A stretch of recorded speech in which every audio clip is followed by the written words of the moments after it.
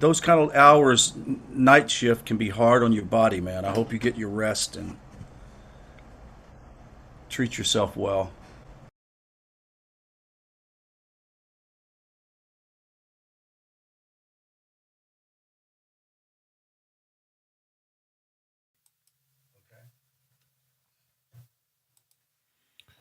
Hey, good day, everybody. Welcome back to our Working Together series. It's been a number of weeks because of the high holy days. We're just waiting on Rabbi Karmi Ingber to come into the Netiv Zoom room. I'm live right now with Rod Bryant in the Netiv Zoom room, so I'm going to jump right in and see how things are going down there in Texas. Shalom, Rod. I have had the joy of catching some of your classes of late. They've been great material. It's so good to see you after a month or so. How's things going down there in Texas and everything with Netiv? Everything is going really well. The community met for Simchat Torah a couple of days ago on Tuesday night. Great time of just nosh and fellowship. It was really fantastic. I wish we could have had everybody from all over the world to attend it, but it was fantastic. And we're just look. I'm telling you, the study of Torah enriches every life, and I wish that we could find those people out there that are still looking, because that's the whole purpose of doing what we do today is to get out there, get the word out, and realizing how Torah can really transform our community and our world. And so this is something that is very important, and we're so glad that those who are on Facebook and YouTube join us each time that we're on.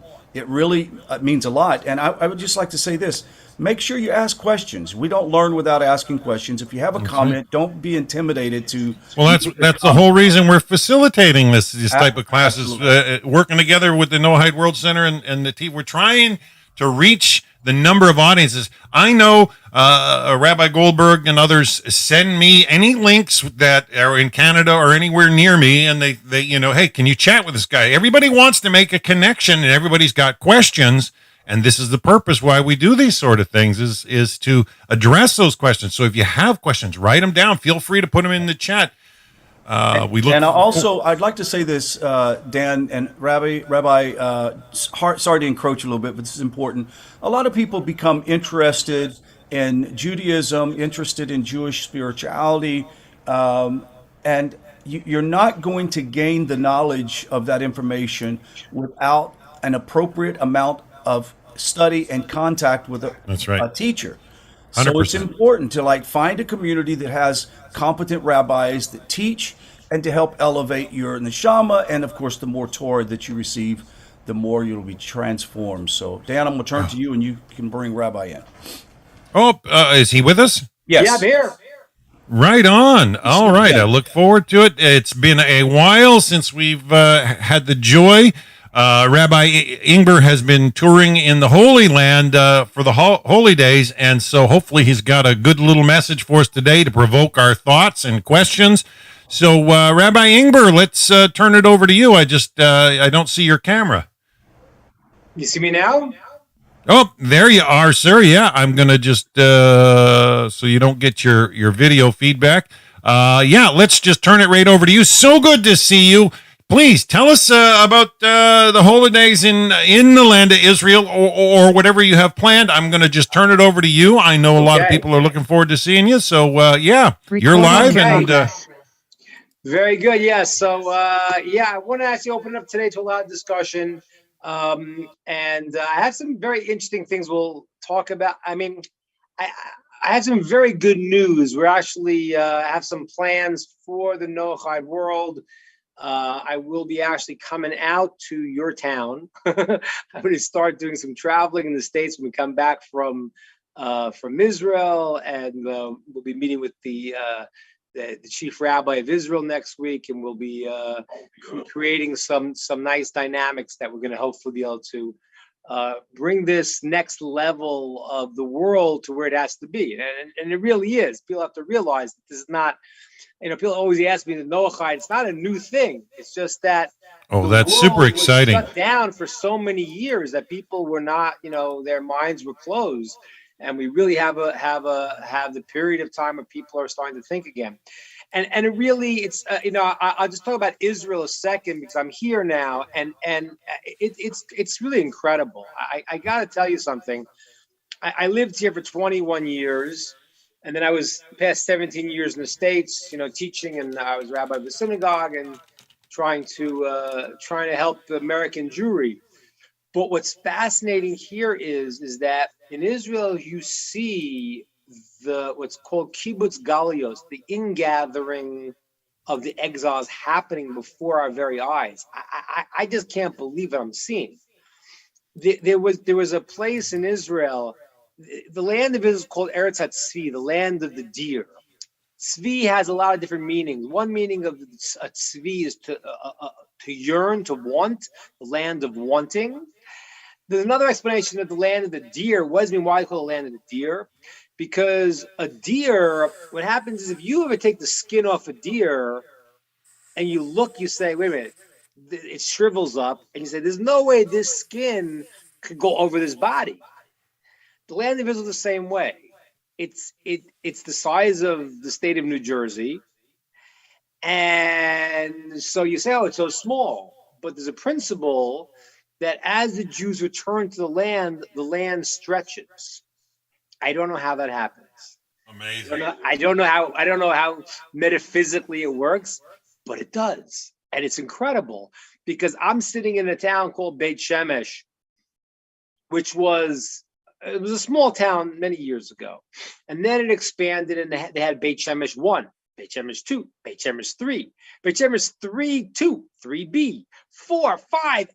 I look around and, the national, I think the national emblem of Israel is the crane, because every place you turn, you see cranes, you see people building, and there's this incredible expansion.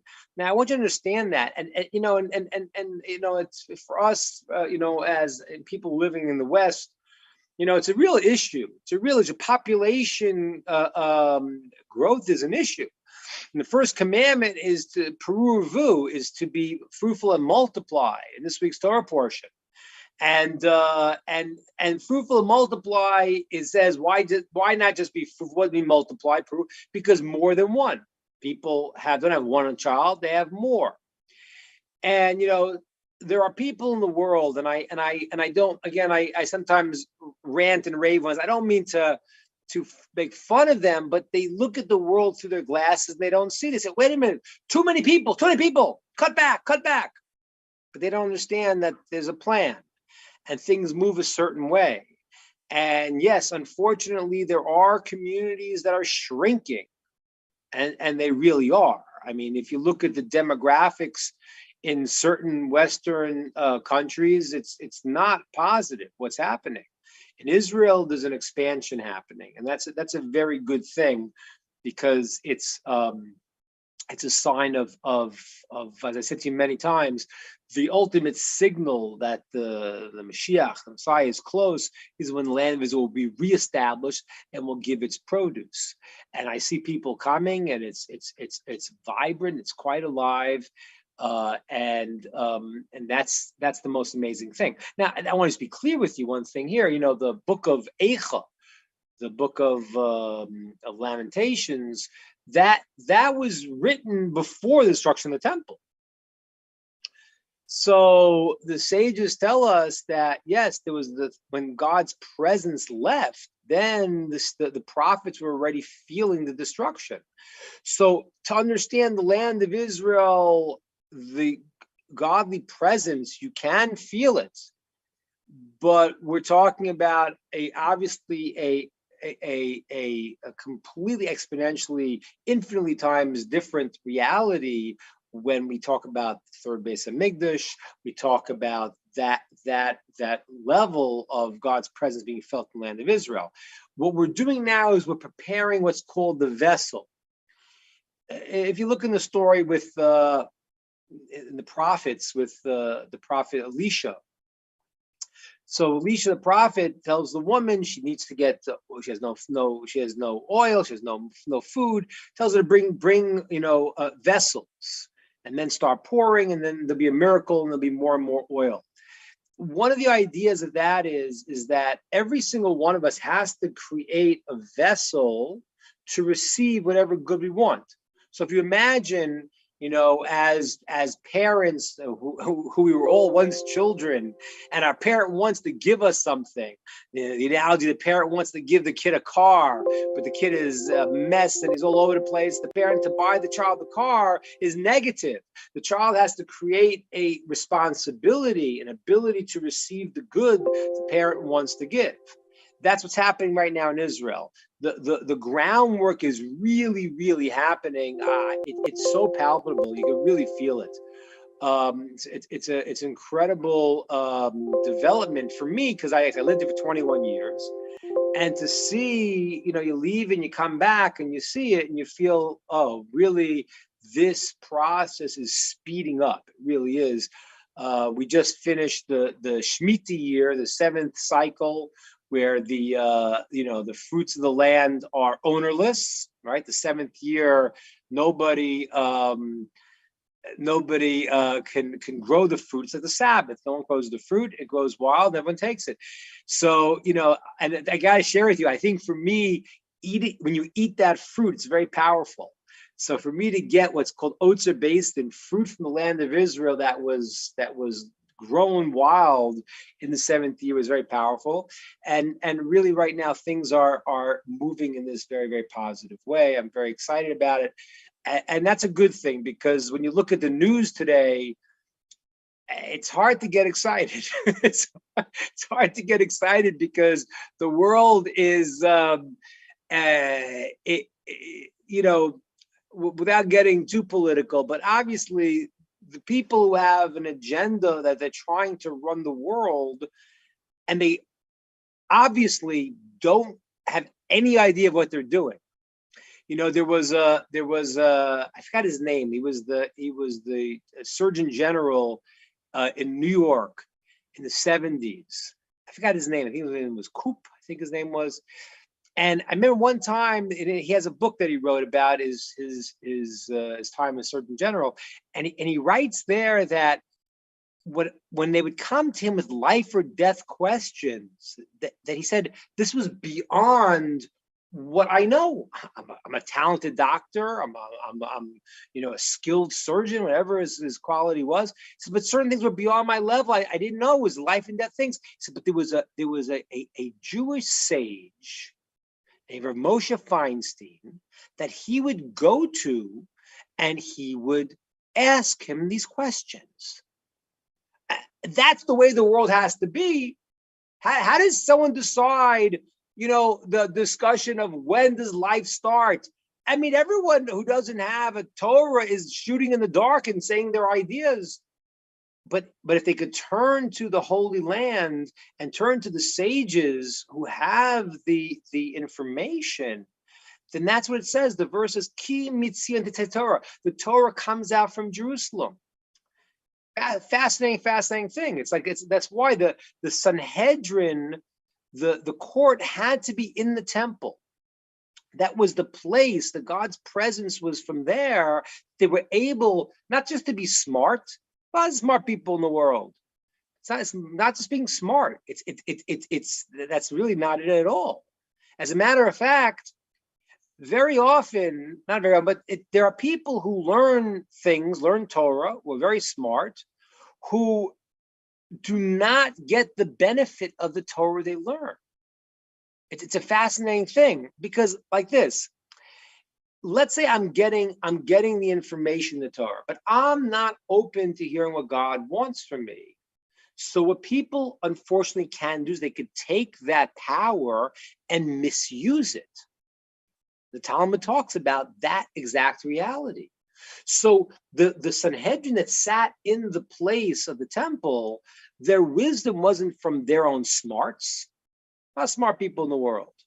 Their wisdom was they had to use the human effort as much as they could to get understanding, but then they had to have the ability to be open to receive what God wanted to give them. If I have my own agenda, and this is really in the last week's Torah portion, we have the tree of knowledge of good and evil, the tree of life, and it's a very, very, very deep topic. And if you look there, it's a fascinating thing because God said not to eat the tree of knowledge of good and evil, but he didn't say you couldn't eat the tree of life. It was only afterwards when Adam ate the tree of knowledge of good and God said you can't eat the tree of life now. You know why? Because if you're connected to the source, the tree of life, then the knowledge that I get is straight, is pure because it comes from the source. When you cut off and I have my idea and I know better, so I got a problem right now. Did you ever think what it means that if Adam and Eve wouldn't have eaten the tree of knowledge of good and evil, they would have lived forever? What does that mean? It's like an analogy. If you have an appliance and you plug it into the wall, as long as it's plugged in, the electricity is running. You can keep going. When you disconnect it, even if you put a battery in, it's only going to last as long as the battery. Adam and Eve, before they ate the tree of knowledge of good and evil, what happened was they were connected to the source. And that's how life would have continued. The problem of knowledge of good and evil meant was, as you saw in the story, the Nachash, the serpent, says, if you eat this, you will be Elohim, you'll be like your own God. I have my own ideas. And this is one of the hardest parts about being a human being. We are supposed to want to know because we have been given the ability to understand. It's the greatest gift. That is, in some explanations, what it means, that the image of God. One explanation is we have awareness and understanding. Understand what that means. The people who try to compare people to animals have a very, very unfortunate misunderstanding of reality. The most, an animal has awareness of the other, right? The dog sees a cat, he's aware of the cat. The dog has no awareness of self, right? The dog doesn't say, am I being a good dog today? The dog cannot go and extrapolate and think about itself. Human beings have understanding that they have the ability to look outside of themselves, have self-awareness. That's the awareness of the other, awareness of the self. Now, that is a gift. Sometimes people cut it off and they say, I know better. And then they cut off from the tree of life. They don't get now the direct source. So that's my first point. Being in the land of Israel now, as Dan just said, it's happening. It's real. And as I said to you before, I'm very excited. We're going to be meeting with the chief rabbi of Israel to talk about our program with the Noachites, to really have it come out from Zion that the word of Hashem will be heard from the whole world, and it's really the time. It really is a time. If you look at the news, stuff is really, really going crazy. I some of the things in the news lead us to this next coming week's Torah portion, which is the story of the flood.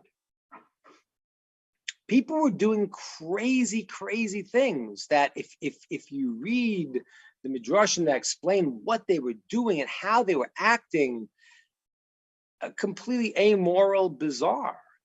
And unfortunately, a lot of that behavior right now is coming back into the world in new forms. Now, I want to start with a little bit about the flood. Does anyone know here what was the reason? What was the problem? Why did the people in the generation of the flood? It said that they were totally had illicit relations. They were out of control, and also theft. I want to ask you a question. This is open for everyone to answer. Why did they fall in that kind of way? What happened? Why? What was in their society that led them to go in this unbridled way of illicit relations with every single thing, and stealing, and what was happening in the society that was the trigger? I have an open question for everybody. Yeah, Ronald. Idolatry?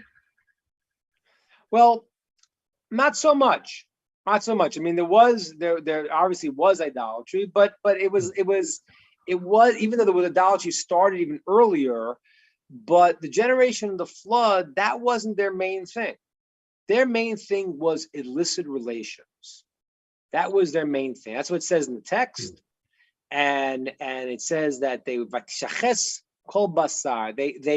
They changed their ways, meaning that they were having relations with all these intimate relations in inappropriate ways. That was their big problem. Their big problem wasn't idolatry. Wasn't the final reason just their injustice to each other, injustice to man? Yeah, that's true. The straw that broke the camel's back was theft. Because, and I'll just tell you the simple thing why, because really a society, once that breaks down, a society that has some, I mean, we're gonna use the analogy because it's happening right now. It is at a city near you, a place that has lawlessness, that there's no boundaries, that there's no way these people are going to get together and inspire one another to say, hey, you're not doing the right thing. So that's a boundary at that point that was gone, and that was the final straw. But what was it about their society, you think, that led them to pursue these things? Anyone have any ideas? Rod. Rabbi, I have a suggestion. We know that Adam and Eve were supposed to eat of the tree of wisdom. We had this great discussion about this last week.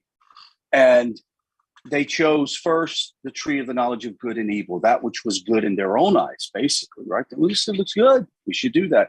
And it almost seems that there was this sort of attitude that was passed on to a whole generation of people that says, let's do what makes me feel good. Let's do what satisfies me. If I can steal from somebody, that's fine. If I cheat somebody, that's fine. If somebody makes me angry, I murder them. It's just that they were following suit of the knowledge of good and evil without the wisdom. And it was only Adam and his descendants that had the wisdom because of what was passed down. What do you think? So I think that's a good line, but I just want me to use the words properly. I only mean the tree of wisdom, I mean the tree of life. I know it's used synonymously, but we want to keep it because otherwise it's a little confusing. Now, so the tree of right. Yeah, right. Now it's the tree of knowledge of good and evil. The truth is that the sages tell us that all of the cardinal sins were included in there. So you're right. There is the ability when the serpent says you'll be like God, that's idolatry. Mm-hmm. Because idolatry, as I've said to you many times, is not really serving another deity. That's not really it. The goal of idolatry is to serve yourself, because that's why they do it. In other words, the people who do idolatry believe I can manipulate this. I can, rub the genie bottle. I could say the incantation. I could do this, and I'll make something happen. That means I want to try to. You can't fool God. So everyone realizes that when you're dealing with Hashem, you can't go and manipulate. Their belief was to manipulate spiritual forces. That's idolatry, but it's really serving themselves. So when the serpent says that, yes, you will be like God, that's an act of idolatry. Then it says it was desirous in her eyes. That's the second thing. And then afterwards, death came into the world, and they brought death in the world. So everything was created at that moment. That's true. But what happened in the generation of the flood, this is just an important thing to note. The sages tell us that the world had everything they wanted. it talks about it barely rained. It rained once in a very, very long time, the Medrash says. And the weather was always temperate. It actually could be that there is a discussion whether the Earth's axis changed. There could be a possibility the Earth changed, going to the Malbim, to the Earth axis actually changed. Because the text says, what? Yeah. Because what happens is, it says in the text that now there was going to be summer, winter, cold, hot. The implication is that the world was tempered before, which is what the Medrash says. The Bible explains that there was even a shift at that point in terms of the Earth's axis. And if you look, I Googled it once, if the Earth's axis was actually straight, the weather would be tempered throughout all time. So what happened was the weather was perfect. It barely ever rained. There was tremendous wealth. Now, wait a minute. Isn't that the goal? I thought that's what I was shooting for. So if you look at it, you really realize that's what happens. Now, I mean, I don't know if anyone here is from California, but you look at a place like California, and whoever's been there, it's like beautiful. It barely ever rains, and it's always green, and it's fantastic. And like sometimes when people get everything that they want physically, they don't know how to deal with it. As a matter of fact, it's almost always like that. People don't like, start doing all this crazy stuff when they're like, struggling to get, to get a meal. So what happened is that the generation of the flood, the thing that actually was the catalyst to all their illicit relations was that they had it so good.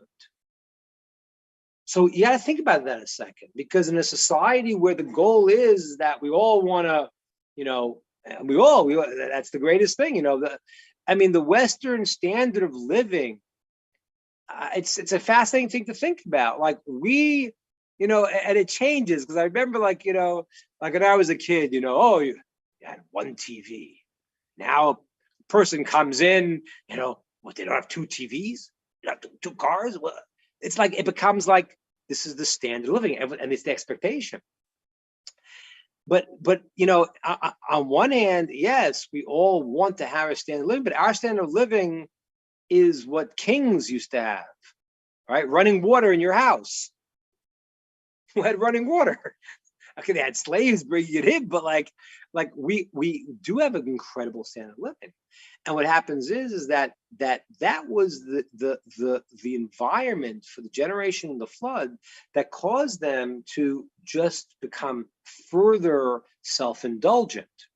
Now, again, this is a very important thing because it's crucial for a person to say, well, how do I deal with having the things I want? And that's why, one of the reasons why saying blessings is so crucial. Because if you don't say a blessing, then you don't really recognize where you're getting what you're getting from. In other words, the Talmud says it's like stealing, because wait a minute, where'd you get this from? Oh, there's a source. So it's crucial in the good things we get to acknowledge the source that's giving it to us, because without that, it becomes there's a principle in the Talmud, and if you look at your own lives, we'll all see it. Principle is, if you have 100, you want 200. You have 200, you want 400. It's not a bad thing. It's the nature of people. That's the way we're built. In a certain way, it's good. In a certain way, it's ambition. We are creatures that strive for stuff, and that in a certain way has a positive element if we use it properly, right? If we take what we strive for, and we strive for positive things, it's the greatest thing in the world.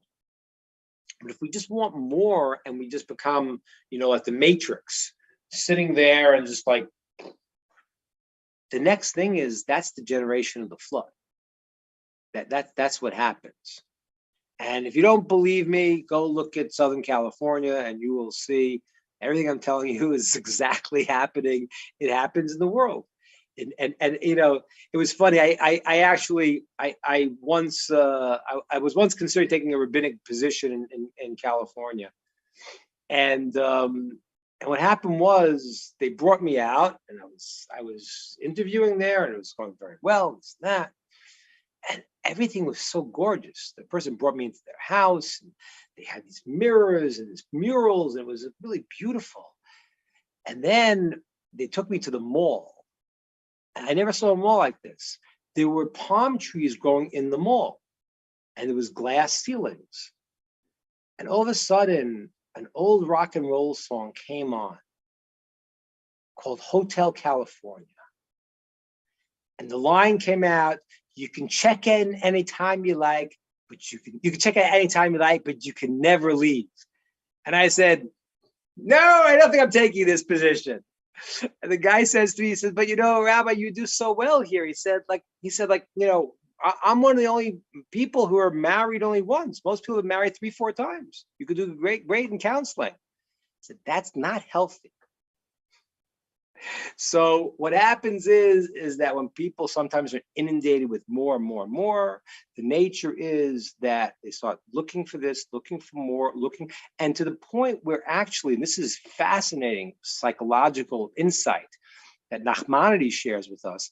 He says that when people have everything they want, every pleasure they want unbridled, they actually start looking for unnatural pleasures. You hear that? Isn't that crazy? A person, it's amazing. When a person, because the way we are is we want more. So now you got everything you want. So the person starts looking for things that they naturally wouldn't even want, but they create that in themselves. So this is a very relevant situation because I think it's happening. It's happening right before our eyes. I think that, and back to what Ronald said earlier, I don't know if people know this, but in the text in last week's Torah portion, it says in the 3rd generation already, the text says, I don't know how to translate it in English, but Az uchal b'shem Hashem. Then they started calling God's name, which means they started calling inanimate objects God. That's when idolatry started. The 3rd generation. Isn't that crazy? Adam, Seth, Shais, and then Enosh, the 3rd generation, idolatry already crept in. And I explained how that worked. What that worked was, Maimonides says, the way it worked was that people first said, they weren't dumb. They said, listen, the son is doing God's work. So we got to thank the officer who's doing the king's work. So thank the son. And eventually they started seeing these items in the world as separate power sources and worshiping them. But that was when that happened, and I don't know if everyone knows this because it's not said in the text, but there was a tremendous catastrophe, a tsunami, a flood that happened that killed 1/3 of the world at the time. So I'm telling you these things because we're looking at our society, what's happening. We have to realize what happened because they started worshiping idolatry. Now, do we worship idolatry today? What do you think? Let's open it up. What do you guys think? Is there idolatry today? Yes or no? What do you think? Yes, absolutely. Money. Okay, what's that? Money. Okay. All right. So very good. So let's talk about 2 things. And I explained this to you once. The root desire for idolatry that was in times thousands of years ago, that has been removed from the world. The sages prayed to remove it. The reason why there was the classic idolatry desire was because there was everything in the world's in a balance, and there was this power for prophecy that people wanted to connect to God, and there had to be an equal and opposite potential for the other things. Some people wanted to connect to phony spiritual forces and manipulate them. That root of that doesn't exist anymore because we always prayed for it to be gone. And so people who still do idolatry in places like India and stuff like that, they're really doing what they have just got from their forefathers. It's not the same thing.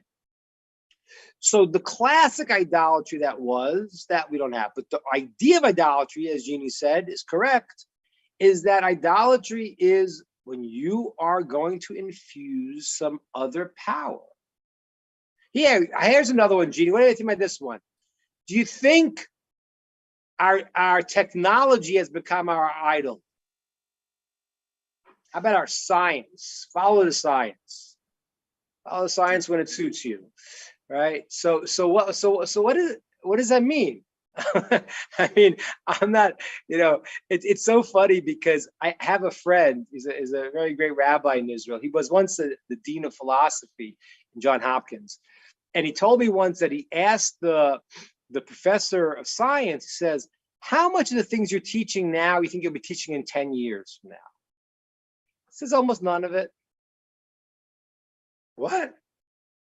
If you look, science finds new things. Science defines the positive scientific theories defines the phenomenon observed in a way that explains it. And when you learn new things, that's methodology, right? But as you learn new things, you see it differently.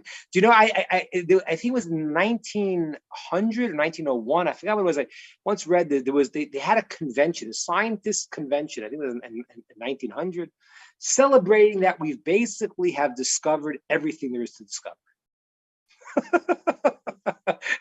I mean, it's comical. The only thing that's more comical is that we're exactly the same people today.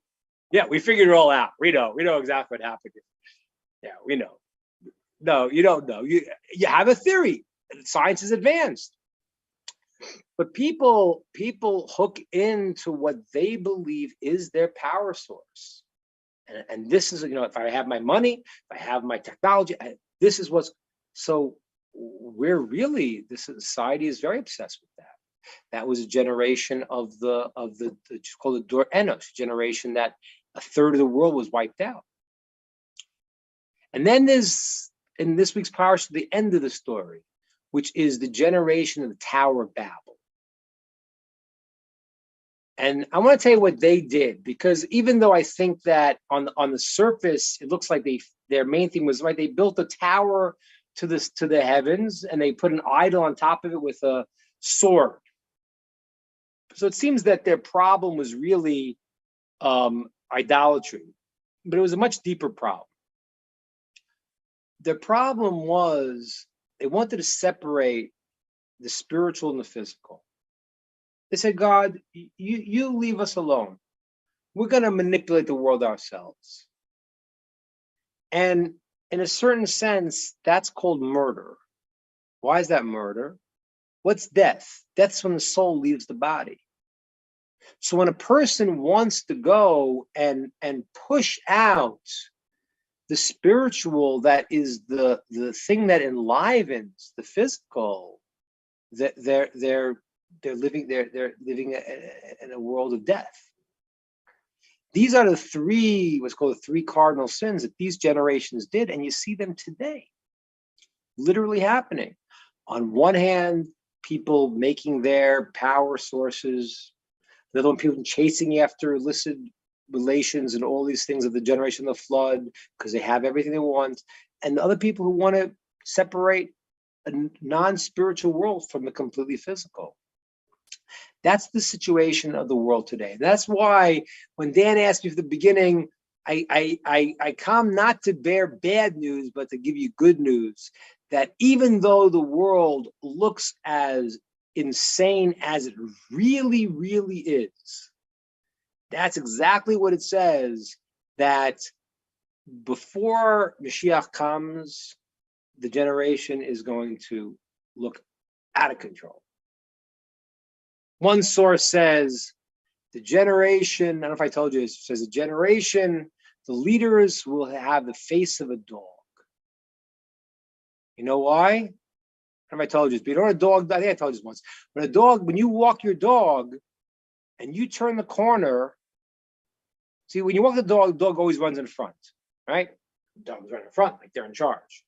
Then when you turn the corner, what does the dog do? It catches up because it sees you turn the corner, but then it runs in the front as if it's leading. So the generation at the end, the leaders are looking, what do the people want? We're not leading. We're just like, there's the masses that are saying this, and we don't have the ability to really differentiate what's true and what's not. So just follow the masses. That's the situation in the world today. And if you look in the 2 parshas that we just started, last week's and this coming week, you say, oh my gosh, God created the world for a purpose, and people went off so quickly. And you might start to think, you might get like depressed. You're like, wait a minute, the 3rd generation already? People are birds, right? Idols? What's going on here? The good news is that this is all part of a plan. The world, and I want to say this many, many times so you hear me clearly, the world is moving to perfection. I want you to imagine a second, and I don't know how it's going to play out, but I want you to imagine a world that, like we're living in, where things look like it's totally insane.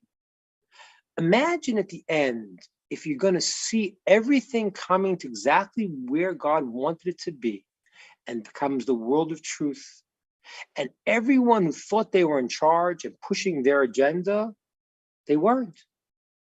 And you start to see it's not just that God is going to, they're doing what they're doing and God's going to overcome them. That's not what it is. Everything people are doing that seems to be counter to the goal, in the end is brought towards the goal. That's what's happening right now.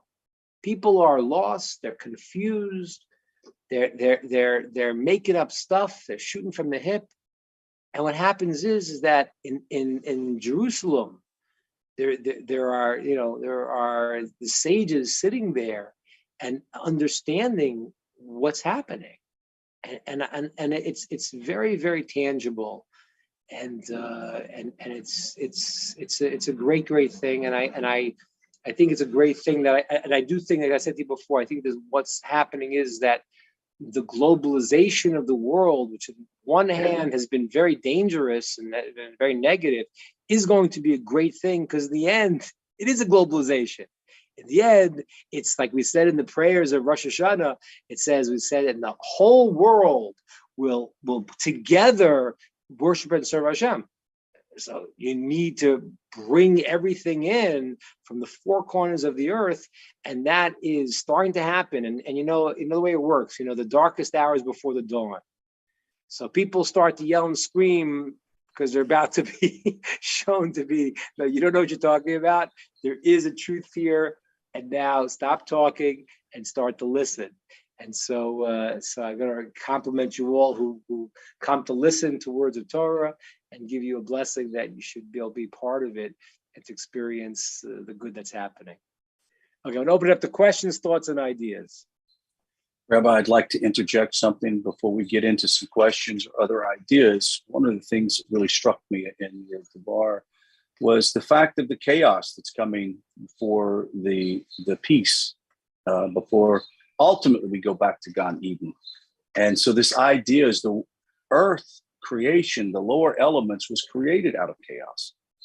And it should stand to reason that if Gan Eden is going to come back in the future, it's got to start with some chaos that drives us to Hashem finally saying, let's marry up the heavenlies with the physicality and bring about a change. That's incredible. I really appreciate that. Dan, do we still have time? Okay, let's open the floor. I just remember hearing one time that ego, the acronym for ego, is easing God out. Yeah, interesting. Yeah. And I'll tell you something, and this is a very difficult predicament we're all in, because we're all in the same predicament. Because to go into say, oh, I don't have my opinions, I don't want to be my own person, that's not human. And that's why, I said before, the tree of knowledge of good and evil after the tree of life, that's a whole different story. Because now I'm connected and now I have understanding. But when I have my understanding that cuts out the connection, that's the problem. So we all live in that dynamic, because on one hand, if you're going to say, well, I don't have an opinion, then you're not a person. You have an opinion, you have to have things you want, you have to really, believe in yourself to do what you got to do. We were created to do stuff. So that means that, and God gave us a Torah and said, okay, there's a mission that means you're very important. So the guy says, oh, I'm important. Good. It's a balance. And I'll tell you even further. You know why you're also important? You know why you're so important? You know why you're so important? I'll tell you why. Because you're a reflection of the divine. You're made in the image of God. It's Elam Elokim. God is no physical image, obviously, but it means, well, there's different explanations, but it means you have that divine aspect. That's why you're important. It's what makes you important.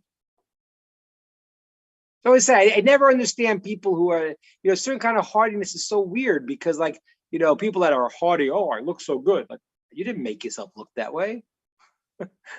That one's easy. The harder ones is when we accomplish. When we accomplish it, then yeah, I did do it. We talked about it once before. That was the greatness of Moshe. Moshe, the more and this is all the greatness of all the righteous people who are very humble. If I go and I say, oh, I'm so great because I look good, because I'm smart, I didn't make myself look this way, and I didn't give myself my brains either. The challenge is when we accomplish, because you're supposed to feel good when you accomplish. But then how do you avoid becoming haughty? And the answer is because the wise people, as they accomplish more, they realize, wait a minute, who is moving? Who gave me hands? Who gave me a mind? Who gave me anything? And they see it deeper and deeper. And therefore, the more they accomplish, the less credit they take, because they realize that they are great because they're a reflection of the divine. Great. Craig, you had a question. Yeah, I got a question for you. You said the Messiah is coming soon. We're in Jubilee year right now. Is that correct? Yes, just finished it. Not Jubilee. The Shemitah. The Jubilee. No, not the Jubilee. We don't know exactly when the Jubilee is. Oh, okay. Because I thought the Messiah was supposed to come during a Jubilee year. Is that correct? Doesn't say. It says the Messiah will come the year after Shemitah, on the which, like this. The Jubilee year is the Shemitah cycle is 7 years, 7 times 7, and then the Jubilee year is the 50th year. Now we don't have a track right now of when the Jubilee is. That we lost the count of that right now. We know when the 7-year Shemitah is. We don't know. We've lost track of when the Yovel is, the Shemitah Jubilee. So this could be a Jubilee year, but we don't have it now. We have the temple. We don't have to listen. Sanhedrin's back. We don't have that calculation.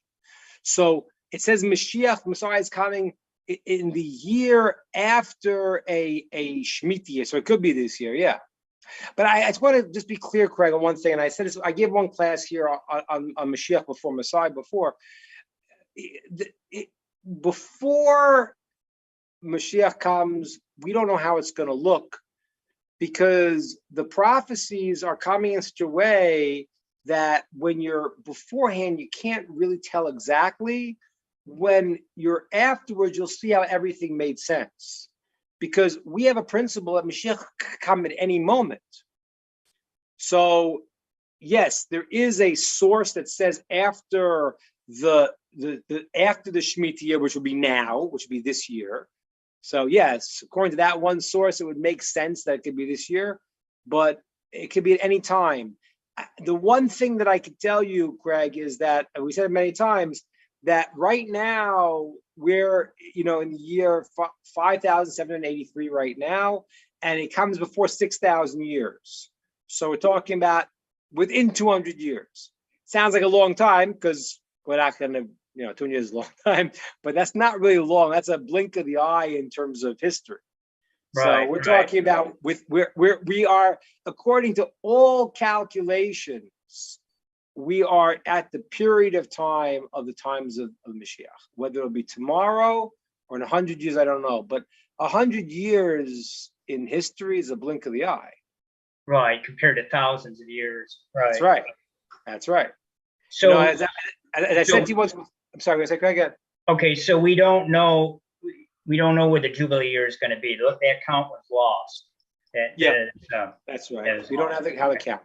It could be it is this year because it's the end of the seventh of a cycle of 7. We don't know if this is the 7th one and if it's a Jubilee year or it's still within the 50 years. Right. Okay, I understand. Okay. Yeah, but you're right. The Jubilee year is a very, very significant time. It's whole deep things what the 50th is and the level. It's really freedom. That's why all the slaves would go free and it would be everyone would turn to their lands because the Jubilee represented the idea of a very deep spiritual level that we would hit on the 50th. Okay. So, yeah, very good. I got it. Okay, so Diana had her hand up. Diana? You have to unmute yourself. No, I didn't have my hand up. Oh, okay. You know what? That's sorry, that was my pointer. That was sorry. Okay. Who else has any questions, thoughts, ideas? Anything? Good to see Jacob again. I haven't seen you in a while. Good to see you. Welcome back. Shalom, Rabbi. Hey, good to see you. I haven't So forgot good to about see you. you. I had to answer your Confucius question. I actually looked it up a little bit. You asked me a question about Confucianism, right? Right? Me? Yeah. Didn't you send me a question about Confucianism? Was that you? Wasn't you? Sorry, I cannot remember exactly. I cannot remember exactly. Yeah. Somebody sent me a question about it. I had to look it up because I'm not, it's not a very popular religion in America. From what I saw, the question that somebody sent me was, is it called idolatry? And I, from what I understood, in the roots of it, it wasn't. It was a philosophy, but there are some concepts there that became problematic, like the concept of praying to the ancestors. So that already became problematic. It must be idolatry, absolutely. Yeah, so praying to the ancestors is a problem now because they so transform. So what I understood is maybe in the original, thought of but somehow the concept of praying to the ancestors became a central piece of it, and that part is certainly problematic. Yeah. Very good. Okay, I'd like to say, Jacob, I'm glad to see you. I don't know if you know, but the class started an hour ago, so I'll make sure that you remember that was the time, so you don't have to show up late for the next time. I really appreciate you coming in because we're just at the end of the class. So thank you for coming. I really appreciate it. Hopefully, we'll see you at the right time. What time zone are you in? Me? Yes. Yeah. In South Korea time is 6:50. Sorry, 6:54 a.m. Okay. AM. Yes. Yeah. Sorry, Okay, my so it's English about is not perfect. Sorry. That's Good, fine. very And good. also, Ronald is in Australia, so you guys are in somewhat of the same time zone. Right. And In now South I'm in Korea Israel. I'm in time. Israel. Yeah. What's that? Welcome. Good. Very good. Welcome. Any other questions, ideas, thoughts? Anybody have questions? Unfortunately, I'm just ramping back up after a number of weeks, so my numbers are a little down. I've sent posts out here. If anybody has any questions, nobody's responded on Facebook or on YouTube. But if anybody's got any questions, now's the time to ask. Okay. All right. So, as I said, I hope to send out some good news next week after our meeting with the chief rabbi here. We're going to try Exciting. to do some stuff. I see we have some people in Florida. I'm thinking that our first stop is going to be Florida.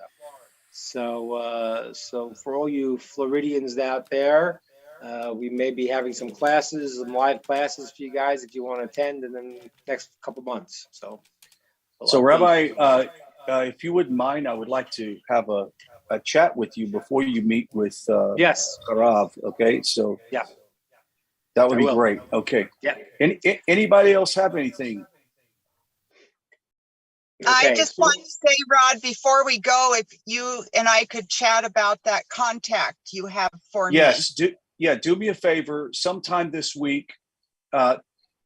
Today, Monday and Tuesday is going to be pretty busy.